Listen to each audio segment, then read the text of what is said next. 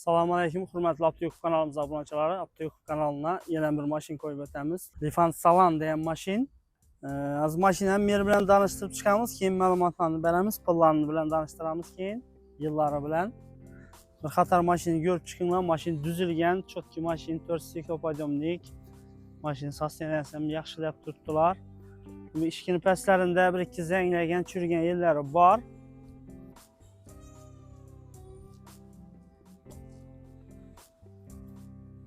Eminlik kanatları var uçatan Allah için.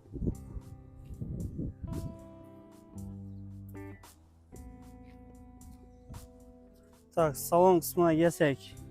4 siklopodomlik, kondisioner, 240 probek.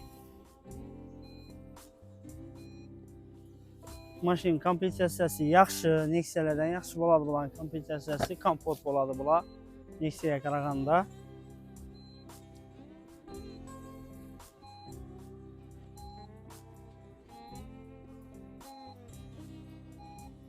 Tak, maşının puluna gələcəyəm bolsaq.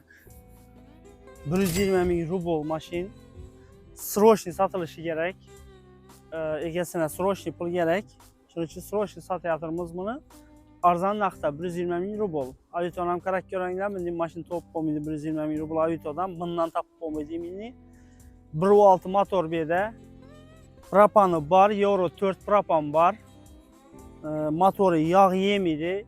Xadaoyları yaxşı ekan maşını. Egəsi yaxşı zor dəb tut xadaoyu. Saka diskeləri bildiğin azğına düzülgən, qaralğan maşın.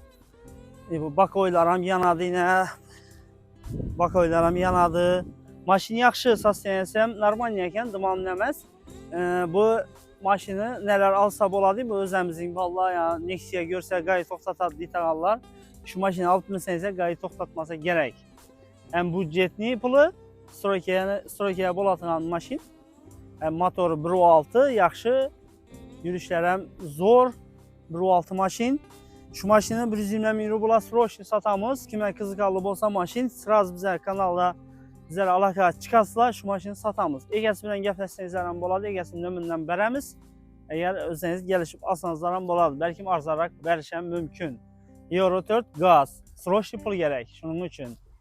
Benzindən yürüydü, gazdan yürüydü. Maşın zakonin, sasiyası yaxşı, xadaoyları zor, raskotu yox. Alaslan minəslə, laxalasa. Həsə bizə kanala abunə olub, patpiskəni basıb, qolaq durunlar. Hər bir görgə adam patpiskə basıb, ötüşəldən çıxmasın. Bizə videonu görsənizə patpiskəni basıb qoyunlar bizə dinli.